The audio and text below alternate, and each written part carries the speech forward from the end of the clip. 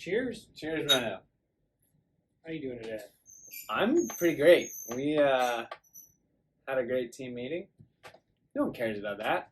They want to hear about regenerative meat and the future and why it's worth being hopeful.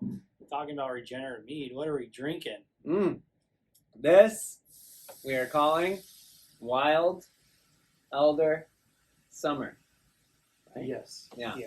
Because it's made from wildflower honey. It has elderberries that were wild crafted, and it's summer here on the Golden Coast. So this drink is made with some lemons to bring in a little zest and citrus and tartness, and then the elderberries give it this medicinal cranberry complexity that's really rich and raw and wild, and then the wildflower dry wine yeast backbone is like floral and just the right amount of honey to complement all these things and bring it together. It's beautiful. Yeah, I love the color of it. It's like a red pink hue. Blush. Yeah. Yes. Delicious. Not many meads come out that color. Right? No, none, and specifically ours. We rarely do melomels, which is when you add fruit to mead, because we think it gets confusing, but we make an exception when there are locally grown fruits that can tell a cool story about our ecosystems and food production systems. So we made an exception for this case, and we got this nice blush mead as a result. Yeah. Speaking of local ecosystems, you were talking to me about this cool project that you got to be a part of, and I kind of want to talk to you about it, ask you some questions. So I think a good starting point is the group name and all the members of it and what you guys are about. Yeah, so we're calling it Regenerative Cali-Baja, or Regen Cali-Baja, and it's this idea of looking at our whole San Diego, Tijuana, up to southern Orange County, out to the Imperial Valley place as a bioregion. So going beyond the political lens that drew a line between Mexico and California, kind of arbitrarily, and looking at that whole place as an integrated ecosystem, right? There are watersheds that transcend, thank you, those political boundaries. There are food production systems that transcend those boundaries. There's climate systems that transcend those boundaries, right? When a cloud passes over the border from San Diego to Mexico, it's not like I'm entering Mexico now. It's like I'm just part of this bioregion. And those dynamics, if we don't cooperate with our neighbors across those political borders, are going to get ahead of us as climate change happens. So if we're going to adapt and we're going to thrive through this period of climate change, then we're going to have to coordinate with our neighbors and treat the whole area as a bioregion. And that includes the indigenous people, the First Nations that were here, the tribal nations that have called this place their home for maybe 16,000 years. Like, there's apparently some archaeological evidence that put people living in this part of the world in 14,000 BC. Yeah, that's crazy. And like their direct descendants still live here and are a sovereign nation amongst themselves. So what has started as an effort to bring a broad coalition of folks who live in this area together is evolving into potentially bringing three nations together. You know, the U.S. in California, Mexico and Tijuana, and the First Peoples, the Kumeyaay and the Luiseño, all together to look at this bioregion and how we might cooperate in order to thrive during this time of climate change. Awesome. And you have some pretty cool people who are part of the group who are trying to organize this, right? Yeah. I mean, everyone involved is cool. Some of the big names, Dr. Keith Pizzoli at UC San Diego. He's the director of the Bioregional Sustainability Center. He's involved. Paul's at the Global Arc, which is a collective that's been training youth leaders in sustainability and adaptation since the 70s. and he's just a great guy. He started San Diego Growing Grounds, which is a food production farm within a food desert in East San Diego, and he's just a great human. Laura O'Connor is a veteran of a lot of social movements and organizing. She worked with Deepak Chopra as an event producer and put on the first transformational festivals in the Bay Area, and has deep roots in Vista, San Diego County. Natalie McDonald is this really amazing networker and connector. Michelle LaRocque is this big philanthropist who really cares about our local food system and founded the Very Good Food system. Manah Geb, he's a Liberian U.S. Navy veteran who's a farmer. He runs like 3 farms and works at the San Diego Safari Park. Yeah, it's super fun. These people are incredibly dynamic and interesting and committed to a world that is thriving and just. I could go on. Cody Harrison is working on a Mondragon-inspired co-op that will help decrease the cost of living in San Diego and increase the local production of food, fiber, and fuel for San Diegans, and then be owned not just by workers, but also by all stakeholders. So instead of profits being exported out of the region, they would stay locally, just like Mondragon does in Spain. Pooja Batra is a PhD in pollination ecology. She got her PhD looking at how specific Asian bees pollinate specific ecosystems, and she is really into biomimicry and taking design protocol from nature in order to look at what strategies nature uses to adapt to certain climatic requirements, and then emulating them in human design. Yeah, pretty rad. Yeah, all these people are like brilliant, and it's humbling to be around them. But we're all aligned on imagining a future where, as climate change comes and disrupts our whole way of being, we come through it thriving. We have more resources, we have healthier populations, we have higher quality of life. So in order to achieve that, we've got to start organizing and cooperating across boundaries. So how do you come to meet all these cool, crazy people? Like, how do you come across this project? That's a great question. So this started because there's a group called American Sustainable Business Network. Okay. And it was American Sustainable Business Council and Social Venture Network.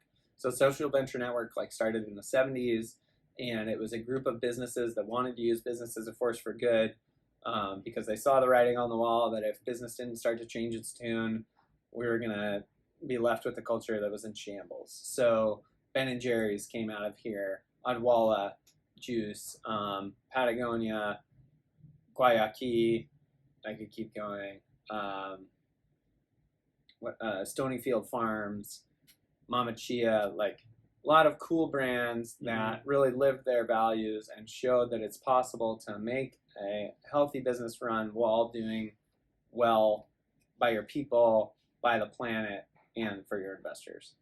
So Social Venture Network had some growing pains in the mid-2000s and merged with Investor Circle, which was like an angel group that actually spun off of Social Venture Network in the late 90s.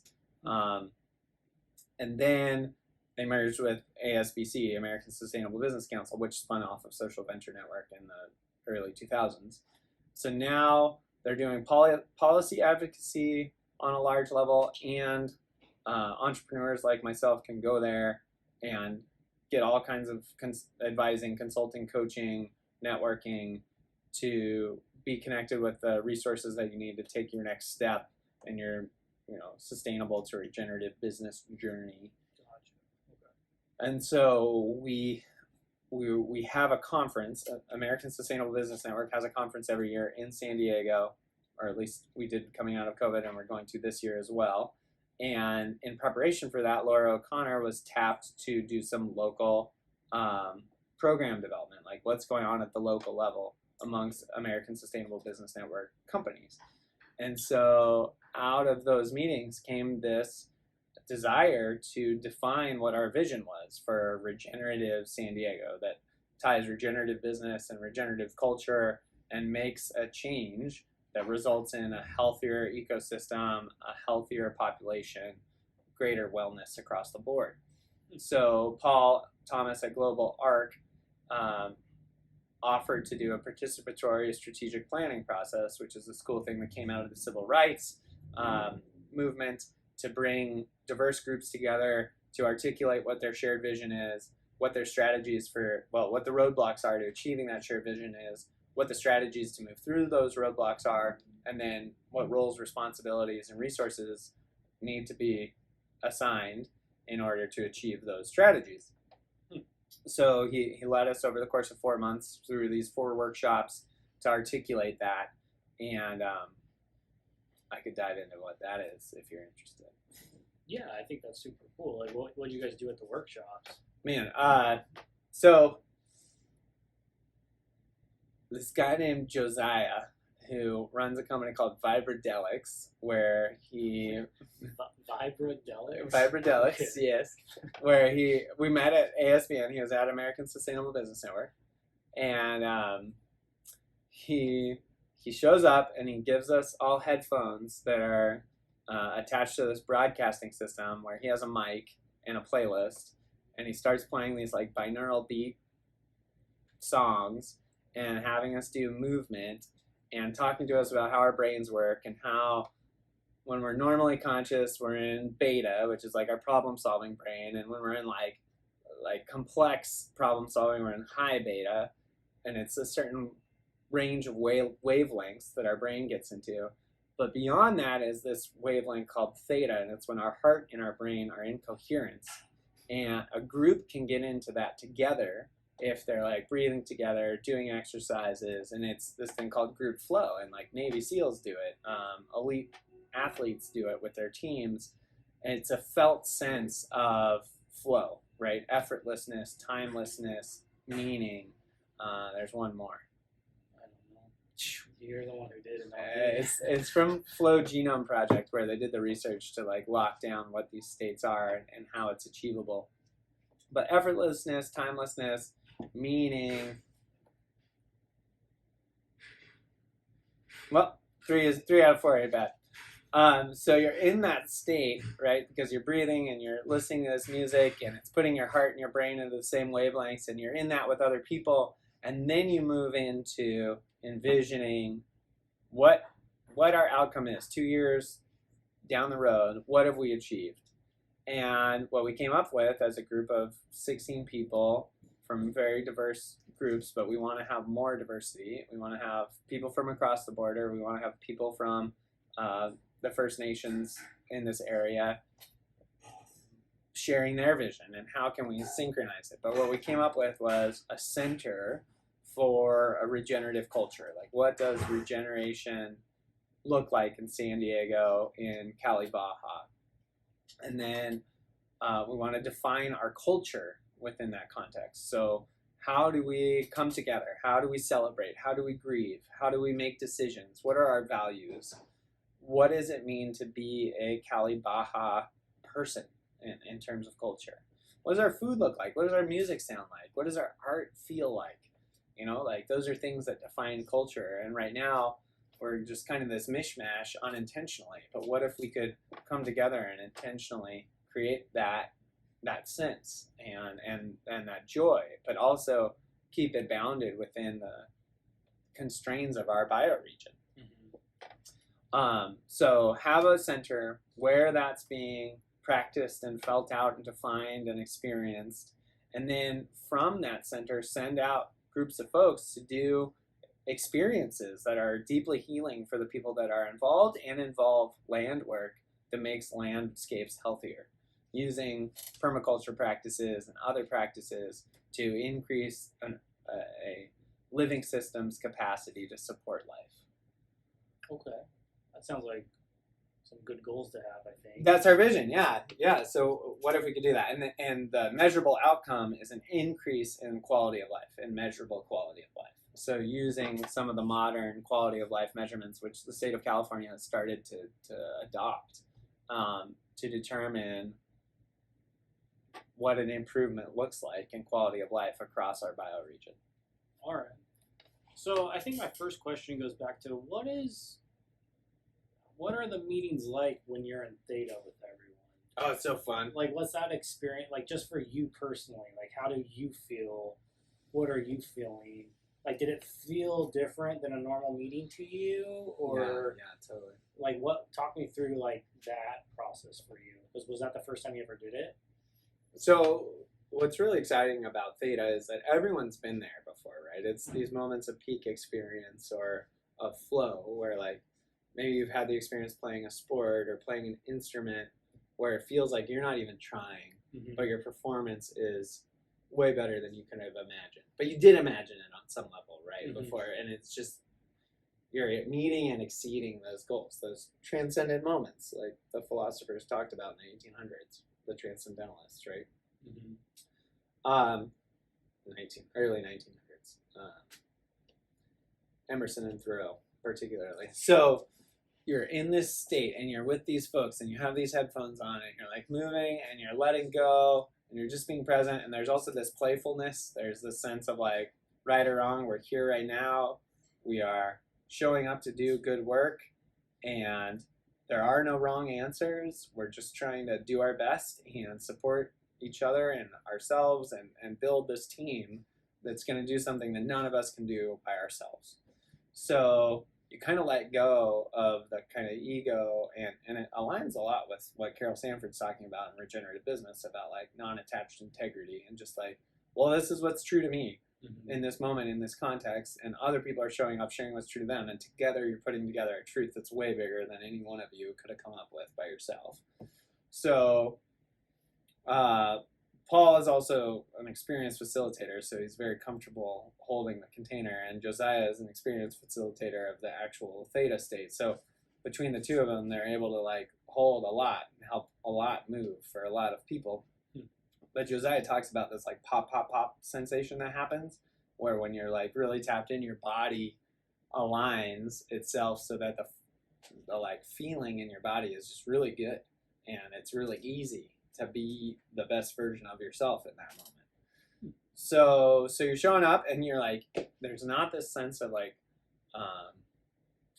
anxious urgency that I think sometimes I feel as an entrepreneur who's worried about the world. Instead, it's like, cool, I'm surrounded by a bunch of great people who all want to see it happen, and we're projecting into the future that it's already happened. So we're kind of starting from that sense of like, cool, we did this, and this is what we did in order to achieve that. And then what comes from there is stuff that would be very hard to make up outside of that mind state. Does that make sense? Yeah. But for you personally, so it's like a comfort. You're very comfortable when you're in theta, essentially. And it's very like community oriented and connection oriented. I think that's an accurate way. Okay. It's also inspired. You know, you're thinking and you're speaking, but it doesn't feel forced. It doesn't feel like you're grasping at something to come up with an answer. It feels like you're just tapping into something that you know is good and true. That's how all work meetings should be, right? Yeah, I mean, our bodies have multiple states, and sometimes we gotta shift into like different states to accomplish different ends. Yeah. But yeah, ideally we're calm and comfortable and feeling good and imagining the ideal future, and then figuring out what needs to be done to get there. That's fair. And I think that leads me to roadblocks, because you mentioned like talking through roadblocks, because those are some pretty hefty goals you guys have. Yeah. And what are some roadblocks you guys talk through that are major and we need to get through to get to that end state? Yeah. So we came out with a series of documents that captured the work from the sessions, but the actual things we agreed on, we put on pieces of paper and put up on a board and then moved around to group into different themes. And some of the themes that I remember right now are like a system of fractured, uninternalized incentives, right? So actors within our economy are incentivized for short-term gains and not incentivized to account for the cost of them doing business that is external to their business model, right? So waste streams, right? Like there's a serious cost to the waste that businesses produce, but the businesses don't have to pay for it. It gets assumed by the government and by taxpayers. So that system is a serious barrier to a regenerative system that creates more value with every productivity cycle. Right? An extraction-based economy can extract value from a resource, turn it into a marketable asset, but all the waste that gets produced in the process of converting that resource into a value, that waste just becomes a mess for someone else to clean up in our current system. So evolving the thinking that like any entity that is behaving that way is creating a cost for the whole society, and someone ultimately is going to bear that cost. That thinking needs to be updated. That's a strategic roadblock to us achieving this outcome of a regenerative culture where all people are thriving. All right, so taking an extractive system and turning it into a regenerative system, it's a big goal, but like what's step one of that process of getting like businesses to realize, hey, you're creating waste. That's not the best way to do business, and transforming the business's thinking on that. What did the group come up with that kind of like addresses the first steps that need to happen in order for this project to be successful?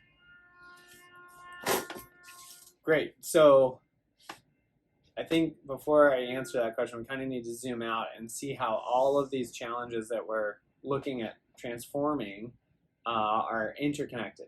Okay. So session 2 of our participatory strategic planning was about the contradictions to our outcomes.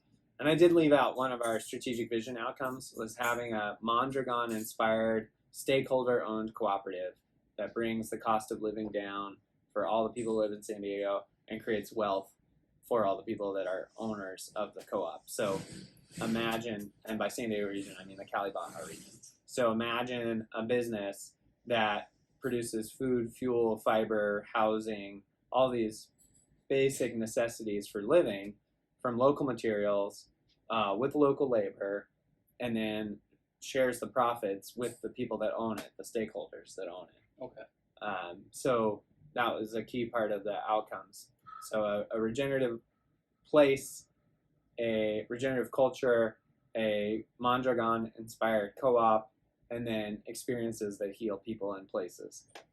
That's what we're envisioning.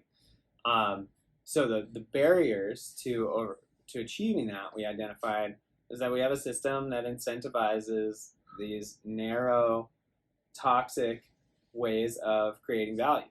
We have an extraction-based economy where businesses can take some kind of resource, turn it into a value that they sell in the marketplace, but they create all kinds of externalities, costs that aren't incorporated into their business model, and then get paid for to clean up by the government or the taxpayer or marginalized communities who don't have much political capital, and they end up just kind of suffering. Yeah. So that we recognize that exists in lots of industries that are prevalent in our region, and we need to transform that. We recognize that the cooperative doesn't have a clear business model. We need to define that. We recognize that we have a political system that is fragmented, so the pieces don't all talk to each other and integrate with each other, starting from the voter all the way up to the leadership. There are multiple layers of disconnect. So that system needs to be reconnected. And there's an argument that for an investment of $1 million, a corporation or another interest group can get returns of tens of millions to hundreds of millions to billions of dollars in various kickbacks, whether that's project spending or tax incentives. So that system is fragmented and arguably corrupt. And we want to see that system change so that the individual has a sense of empowerment, that their voice is going to result in a difference in their culture, economy, and ecology that they are a part of. We feel that there's insufficient community engagement, that's a huge strategic barrier we've got to overcome. We got to get every individual that lives in this bioregion aware that they live in this bioregion, that they have the ability to change this bioregion through their actions, whether that's as consumers or as political agents with a vote, or with the ability to protest something, or with the ability to just put their energy in a different direction. So engaging the people that live in this bioregion to understand that they can change this bioregion through their actions. And then we recognize that we have a traumatized populace and ecosystem that 200, 300 years more, 400, 500 years of extraction-based economy and politics has resulted in people who feel disempowered, who feel that their efforts aren't going to yield a change, who, when they engage in public life, are fearful and afraid of violence on some level. So we've got to heal that trauma that keeps people from coming out and engaging and asking questions and wondering how they can help each other, and transforming that kind of fear-based culture into a hopeful, collaborative, productive culture. So we have some strategic directions to help us overcome these contradictions. Yeah, those are some big things you're talking about. I mean, if you don't think that they exist in this world, like, please let me know, because I've only been around 37 years, but after my experience in the Navy and running a small business for a decade, it feels like they're consistently things that I run up against that feel disempowering to me. Yeah. And I have a lot of privilege and a lot of access in this system. And so folks who have less privilege and less access, I feel like, are probably even more influenced by those dynamics in this world. Yeah, I agree. All right, so let's go to, like, those were the contradictions or the problems you guys ran into. So what were the strategic initiatives to address them?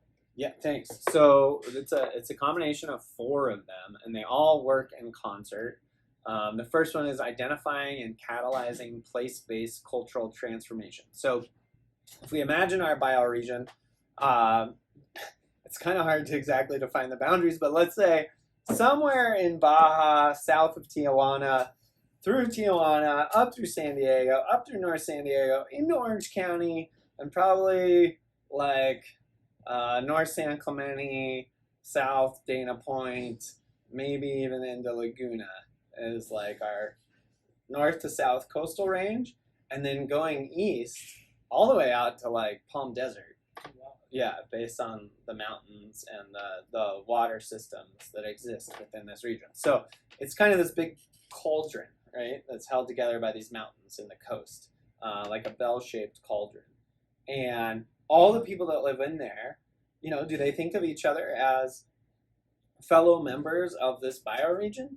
Like, we've got like 3 nations, right? We've got Mexico, America by way of California, and then the indigenous people. And in a lot of cases, I think people think of themselves as separate people. But as a bioregion, we share the same water, we share the same food production ecosystems, and we share the same, waste management and potentially crisis management environment. So we've got to start collaborating, and that means starting to define what that culture is, that we're all a part of it, that we all share in common, these warm summers and these mild winters, and the same constellations go over our heads, and the same plants grow in our region, right? The chaparral, the sage scrub, the oak savanna, These are ecosystems that cross these boundaries. Mm-hmm. So we are all one people of those ecosystems, and starting to define that and understand that is a way to start to transform our identity from these separate groups to this unified group that can work together. Yeah, so bringing together what we all have in common. I think so. Yeah. The next one is transforming politics and governance into stewardship. So politics and governance is a lot about power and control, right? Systems of wealth management, power management, decision making. What if we could transform those into systems of stewardship? And instead of asking how do we control and Extract. Yeah, how do we control and extract? How do we control and govern to how do we manage and steward so that how do we control and govern to optimize the outcomes for the interest groups who have the loudest political voices, to how do we manage and steward to optimize the outcomes for future generations. So transforming politics and governance into stewardship is another strategic direction. Going from like a short-term mindset to more long-term, intergenerational. Let's go back to transforming and integrating economic and ecological models. Yeah, so that's the next strategic direction is if we're going to overcome those roadblocks, we've got to integrate our economic and ecological models. So how do we do that? Well, right now we inherited a world where economics is, kind of linear, rational, separatist, like this many dollars, these many resources, this much value created, supply, demand, etc. And then ecology is like, well, these biological organisms cooperate to create these networks, which then cycle nutrients and create a sustainable, life-supporting ecosystem. And they're kind of viewed as separate disciplines. But the truth is you can't have one without the other with humans. You need both. You need the ability to exchange goods and services, and then the ability to support life moderated through nature. Mm-hmm. So nature provides a number of really valuable services: clean air, clean water, climate that is not, Tatooine. That's a Star Wars reference for people who aren't familiar. That's the desert planet where it's really hard to live, and there's moisture farmers because there's not enough water. We're turning into the Sahara Desert. It's the Sahara Desert, exactly. So if we don't balance our economy and our ecology, we kill our ecology's ability to support human life as we understand it. So what if we created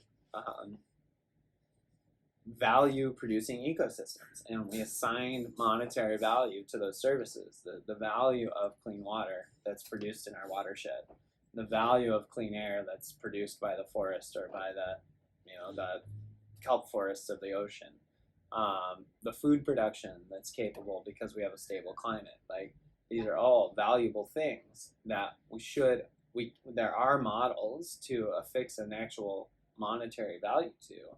And as we make policy decisions and we're asking how much will it cost for how much benefit, we're now integrating ecological services with economic needs and wants. Yeah, that sounds really cool. What are some examples that have successfully done that? It's really the cutting edge right now. So Cody Harrison at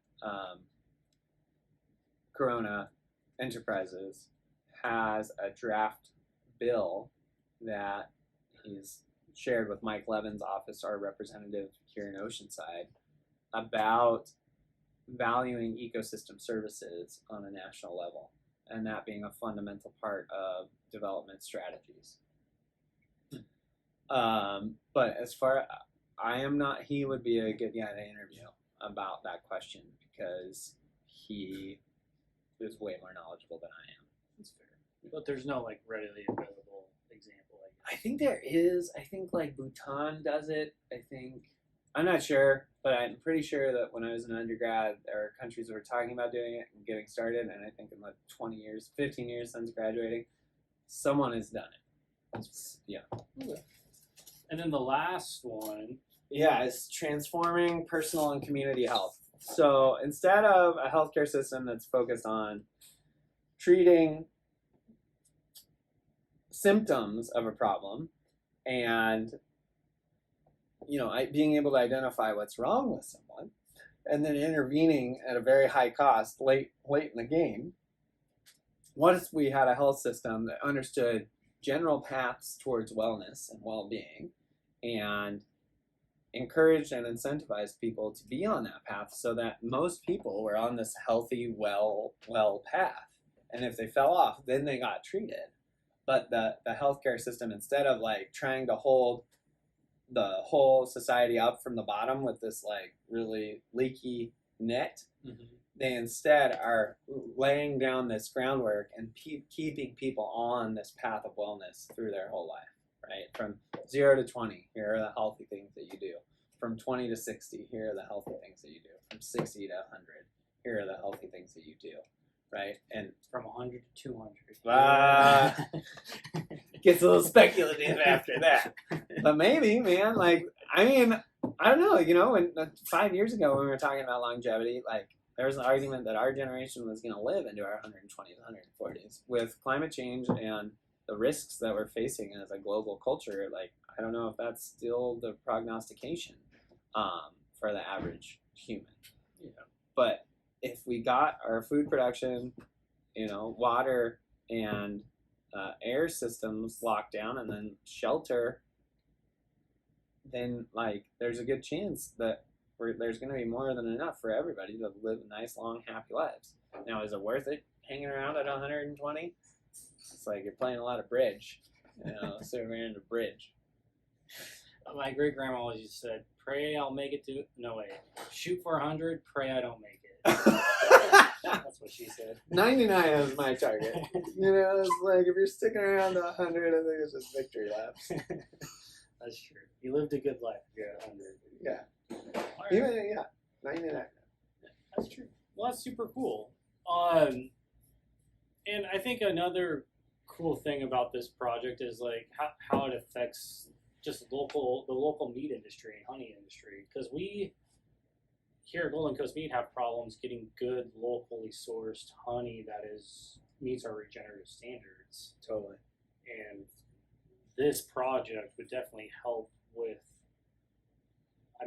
creating a system that would allow local beekeepers to have more regenerative honey.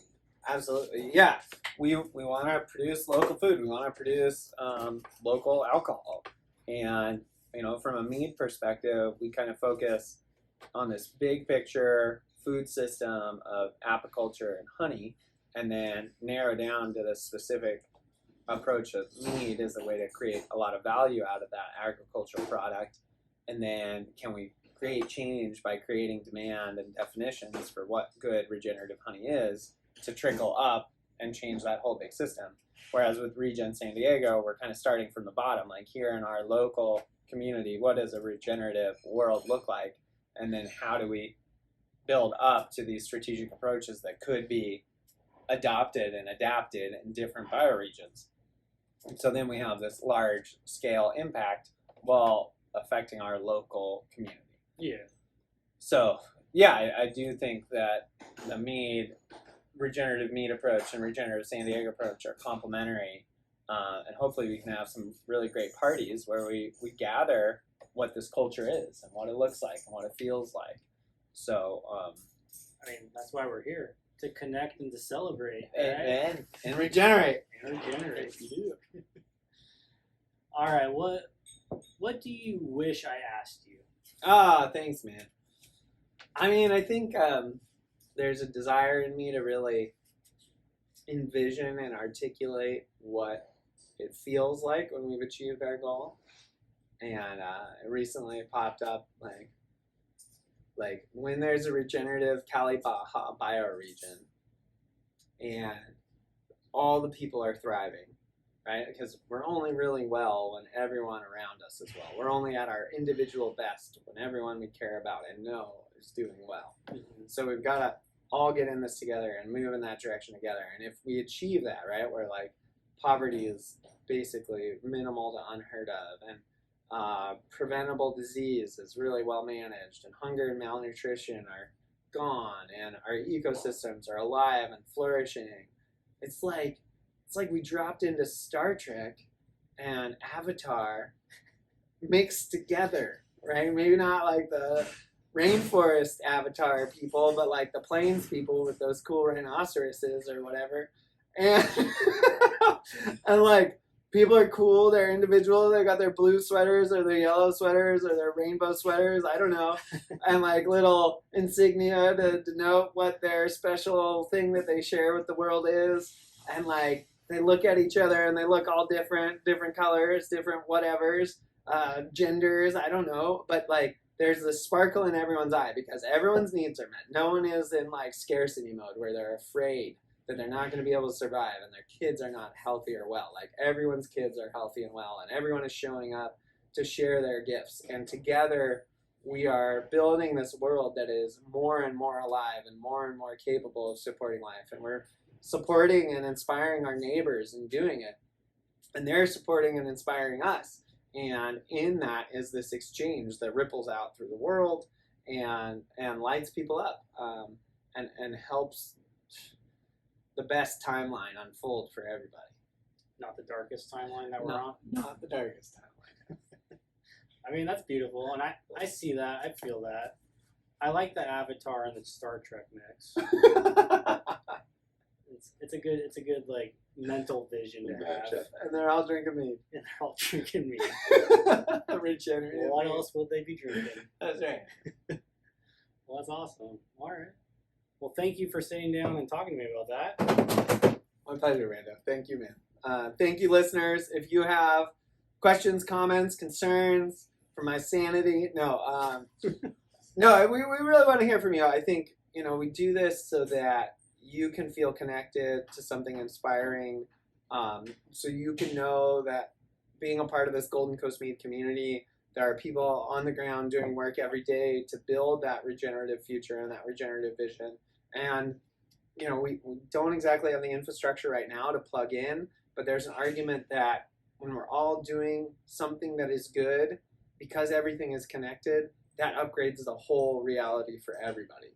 So doing something that you're good at, that you love doing, that it brings you more energy than it takes and that the world needs, right? That's like the 4 rules. If you can say yes to all those things and you go out and do that, you're a part of this movement of regenerative activity, right? Like no one who's out there strip mining gold, I don't think they feel good about that at the end of the day. Yeah, but I know a couple of people who feel really good after they make a lot of money. Yeah. So does the world need it? They would say they need it. I don't know if the world needs it. Are they good at it? Yeah, they're good at it. Does it give them more resources than it takes from them? I think literally yes. And do they like doing it? Yes.